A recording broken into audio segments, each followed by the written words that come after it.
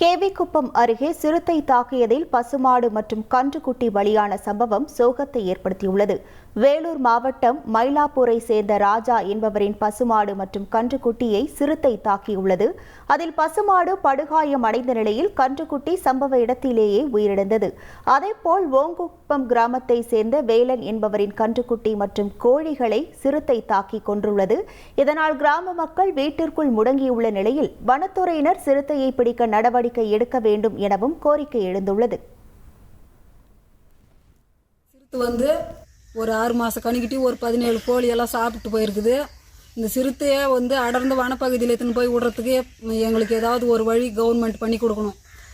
எங்களுக்கு வாழ்கிறதுக்கு வேறு வழி இல்லை. இந்த காட்டு ஓரம் தான் நாங்கள் நிலம் இருக்குது, அந்த நிலத்தாண்ட பட்டி போட்டுன்னு மாடெல்லாம் வச்சுன்னு பார்த்துன்னு இருக்கிறோம். இந்த விவசாயத்தை விட்டாலும் எங்களுக்கு வேறு வழி இல்லை.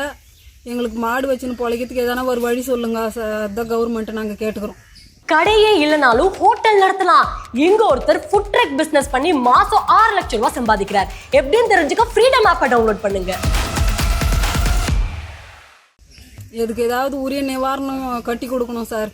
எங்களுக்கு மறுபடியும் நாங்கள் மாடு வச்சு நீங்க தான் வாழணும். அதுக்கும் ஏதாவது ஒரு வழி பண்ணுங்க. எங்களுக்கு வேற எங்கேயும் இடமும் கிடையாது, நிலமும் கிடையாது. இங்கே தான் இந்த காட்டு ஓரம் தான் நாங்கள் நிலம் வச்சுன்னு வாழணும், விவசாயம் பண்ணின்னு மாடு வச்சுன்னு வாழ்றோம்.